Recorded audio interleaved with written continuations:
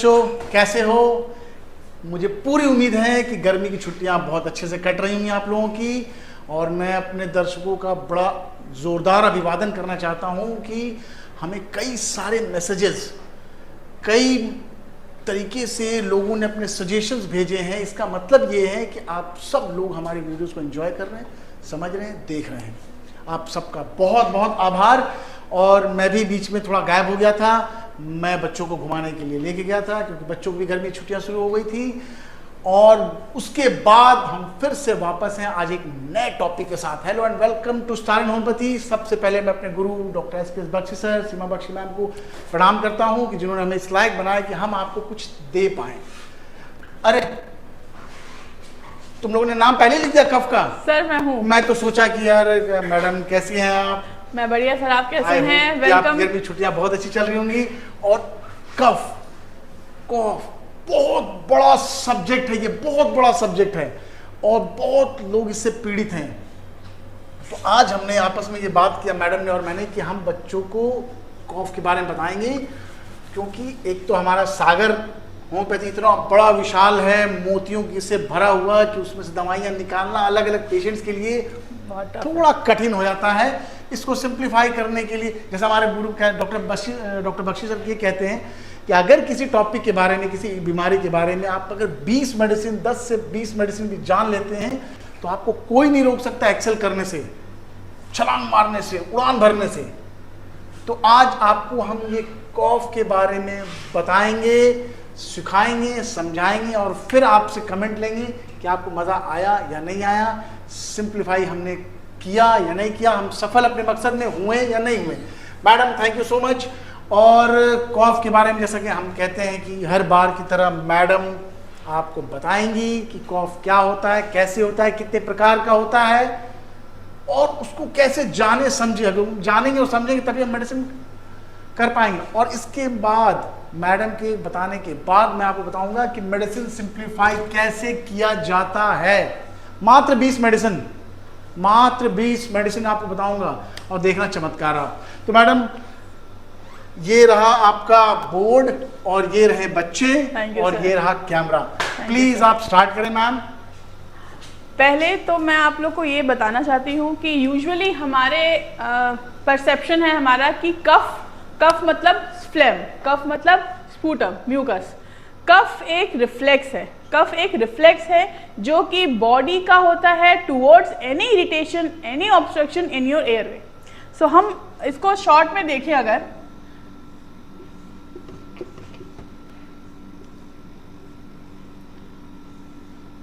हम डिवाइड करते हैं अपने रेस्पिरेटरी ट्रैक को, upper respiratory tract and lower respiratory tract infection.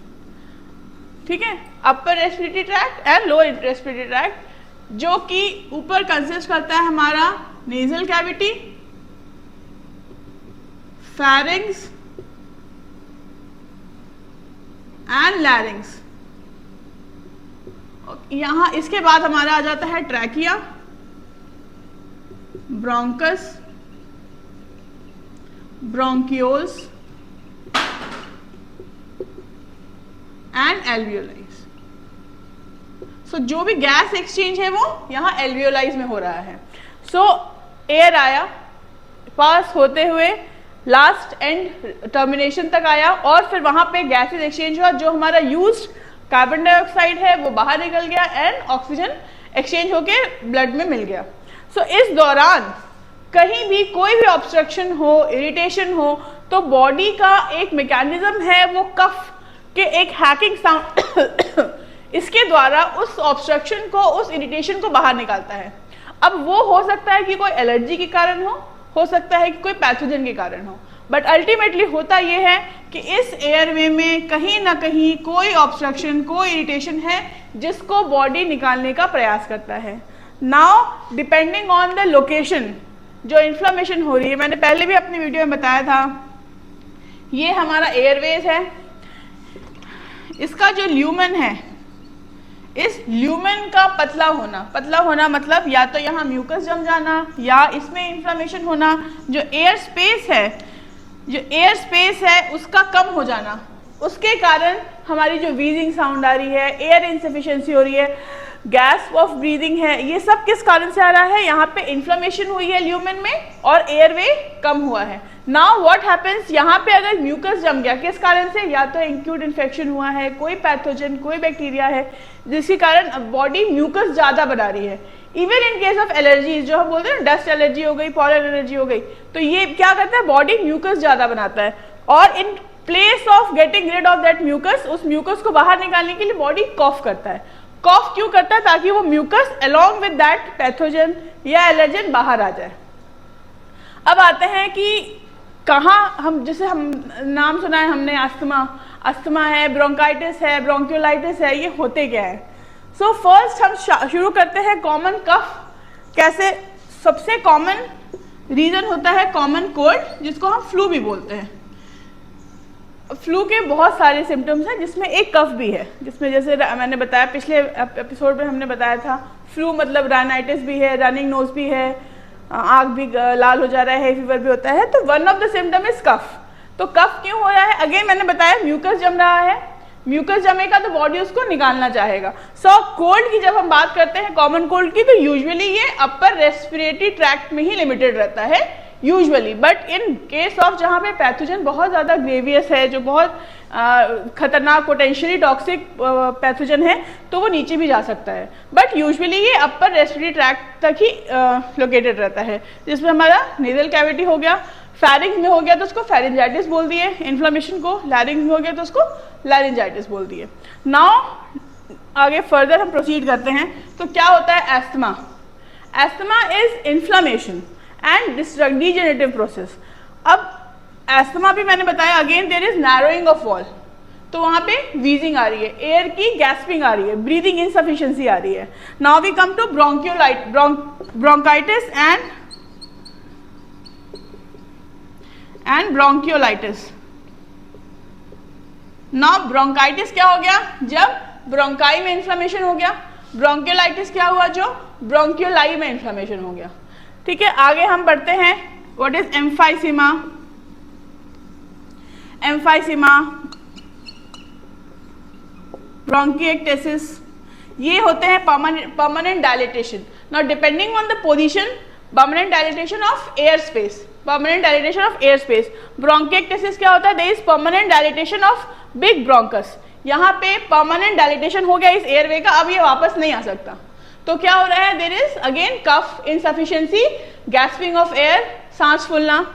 Emphysema में भी अगेन हो रहा है, बट वो टर्मिनल एंड्स का हो रहा है, तो हो दोनों आपस में यही रहा है, but the place is different.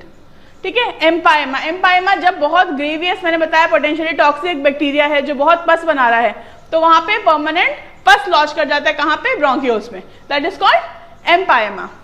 Now बहुत कॉमन हमने वर्ड सुना है COPD। क्या होता है ये, क्रॉनिक ऑब्स्ट्रक्टिव पल्मोनरी डिजीज। वो डिजीज जो कि ऑब्स्ट्रक्टिव है, क्रॉनिक है नेचर में। मैंने आपको एक बात नहीं बताई ब्रोंकाइटिस में, ब्रोंकाइटिस को भी divide into two parts, acute bronchitis and chronic bronchitis. Acute bronchitis वो है जो ब्रोंकस में या ब्रोंकाई में हमारा इन्फ्लेमेशन है, बट वो बहुत रीसेंट है, बहुत एक्यूट है। बट क्रॉनिक तब हो जाता है जब ये 3 महीने लगातार हमको हो रहा है और 2 कॉन्सिक्यूटिव ईयर्स से ज्यादा हो गया है, so we consider it as chronic. अब हम देखते हैं कुछ ऐसे पैथोजेंस जो कि बहुत, मैंने बताया पोटेंशियली टॉक्सिक है, जिसमें हमको कफ बहुत प्रोमिनेंट मिलेगा। हम ले सकते हैं ट्यूबरक्लोसिस, निमोनिया, पर्ट्यूसिस, ये कुछ ऐसे बहुत कॉमन पैथोजन है जो हमको कफ के लिए, एक बार primary symptom is cough. So what is pneumonia. Pneumonia is inflammation of the lung parenchyma. हम बात कर रहे थे pneumonia. Pneumonia is inflammation in the lung parenchyma. Lung parenchyma जो लंग्स के अपने सेल्स है, उसमें इन्फ्लेमेशन होने को हम निमोनिया कहते हैं। अब निमोनिया के बहुत सारे पैथोजन, बहुत सारे बैक्टीरिया होते हैं, जिसमें सबसे कॉमन हमारा निमोकोकस होता है और ये सबसे ज़्यादा मात्रा में पाया जाता है। फिर हमने बात की ट्यूबरक्लोसिस की। ट्यूबरक्लोसिस अगेन बहुत ही पोटेंशियली कंटेजियस बैक्टीरिया है और अगेन उसका जो प्राइमरी सिम्टम है that is cough. Whooping cough, that is pertussis, ये भी हाईली कंटेजियस है और इसका जो प्राइमरी सिम्टम है वो है कफ। अब ये तो हो गई कफ के बारे में। अब बीमारी तो मैंने बता दी। ट्रीटमेंट के लिए हम बात करेंगे डॉक्टर राजकुमार सर से। सर प्लीज आइए और बच्चों को ट्रीटमेंट बताइए, मेडिसिन बताइए जिसके लिए ज़्यादातर हमारा वीडियो देखते हैं।